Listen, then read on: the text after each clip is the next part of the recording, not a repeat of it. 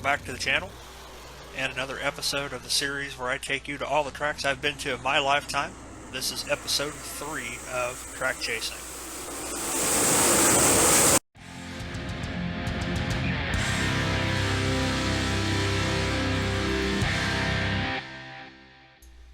Starting off the video today, we're going to go to northeast Arkansas, just outside of Paragould, and up on the hill to Crowley's Ridge Raceway, a very unique quarter-mile dirt oval where I worked as the track's official photographer for the second half of the 2021 season.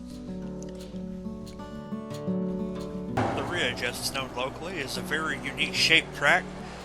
You race downhill down the front straightaway into a really short and tight turns number 1 and 2, builds a big cushion. You see a lot of cars on top of the tractor tires out of turn 2. Uphill down the back straightaway into the wide sweeping turns 3 and 4 with progressive banks, nearly flat on the bottom and about 16 degrees up top. This track races late models, modifieds, factory stocks, ridge runners, their 4-cylinder class, and a class called the Cruisers, which we'll touch on later. Here we'll ride along with sprint car driver Cody Gardner. You get kind of an idea of how unique it is to go around the ridge. Throughout the year they host special events for super late models, sprint cars, and the Glenn Francis Cup for all local divisions.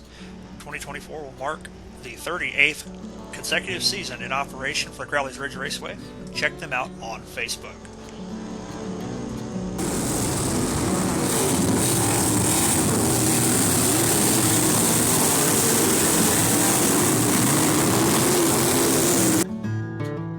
Now, moving across the town of Paragould to a place that needs absolutely no introduction, the George Ray's Hot Rod Wildcat Drag Strip on the east side of Paragould, Arkansas. 8th mile track, opened in 1962, and is the epitome of true outlaw run what you brung drag racing. Tyler Russum, George's grandson, operates the facility today, and they race every Sunday, weather permitting, and every Friday night in the summertime. Be sure to check them out on social media as well.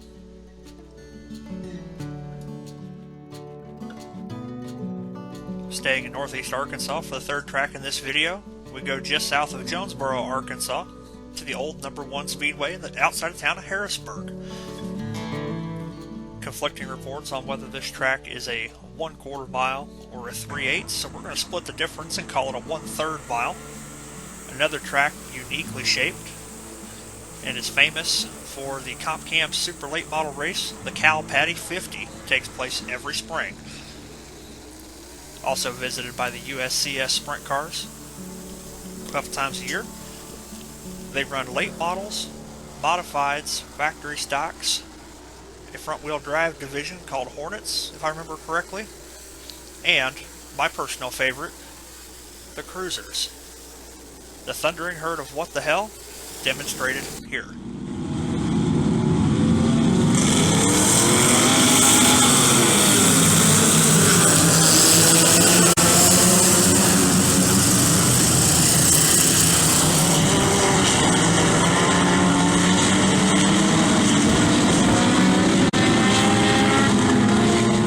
Front-wheel drive, rear-wheel drive, 2, 4, 6, 8, 10, 12 cylinder, doesn't matter. They'll put you in the class in the Cruisers. Here we're going to take a ride around the old number 1 speedway with a factory stock car into the long, sweeping, and very wide turns 1 and 2. Down the hill, down the back straightaway, into turns 3 and 4. Up over the hump in turn 3, much shorter and tighter, but higher banked turns 3 and 4. Moving on to the next state over, and arguably the most famous track on this list, the half-mile Bristol Motor Speedway in Bristol, Tennessee. Went in 2021 for the Bristol Throwdown for the World of Outlaws Sprint Cars and the Super Dirt Car Series Big Block Modifieds. The Saturday portion of this race ended up getting rained out, so it turned into a Sunday afternoon affair. The track was heavy, with Sam Paperteeth Jr. setting the track record 13:32 with a 6, an average speed of almost 150 miles an hour around Bristol in a sprint car. This was my first opportunity to ever see the big block modifieds out of the Northeast. Started 32 cars for a 50-lap A main event, and they put on an excellent show. World of Outlaw Sprint Cars being invitation only, and they definitely put on a show that I can only describe as a once-in-a-lifetime experience. I'll leave this section of the video with a clip of the 410 Sprint Cars at full song at the last great Coliseum.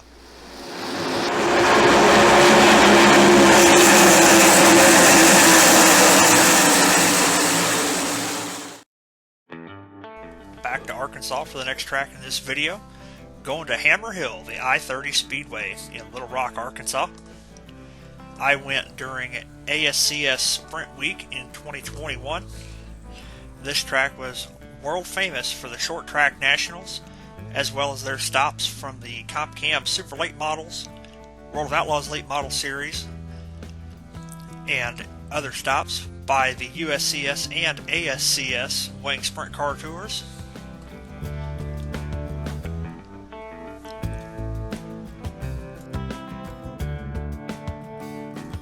Unfortunately, I only had one opportunity to visit this facility, and at first I wasn't sure what to think. It was the biggest night on ASCS Sprint Week with over 50 cars. It had 29 or 30 Comp Cam Super Late Models, as well as the local iStock division. But this track did not disappoint. Slick top to bottom, lots of passing, slide jobs anywhere in the field, and three-wide racing throughout all divisions. Unfortunately, this track was sold and shuttered following the Short Track Nationals in 2022. It is now owned by Copart for an automotive storage facility.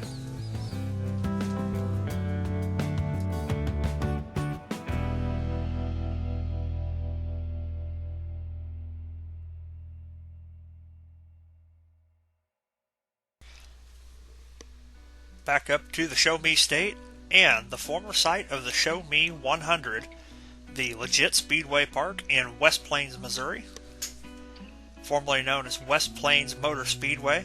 This was another track that I frequented when I lived in northeast Arkansas. Even ended up behind the lens of a camera a handful of times.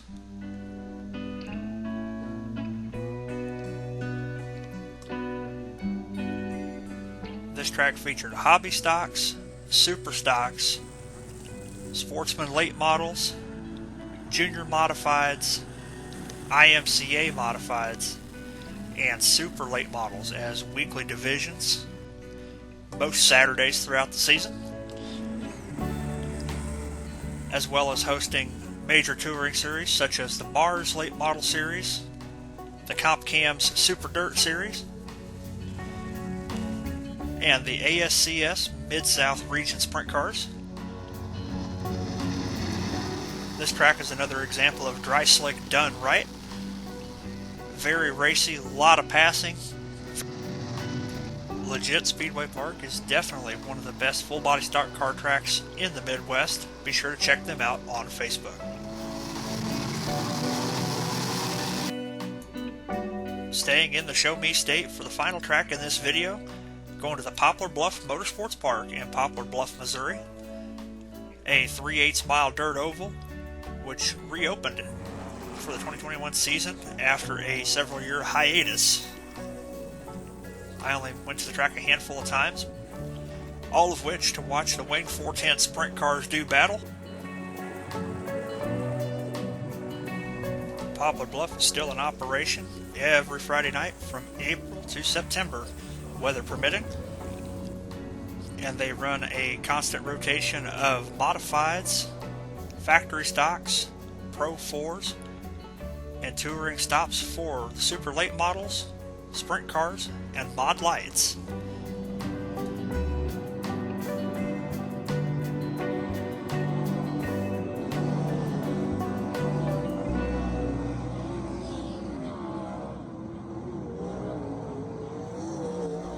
Alright folks, and that'll conclude this episode of Track Chasing.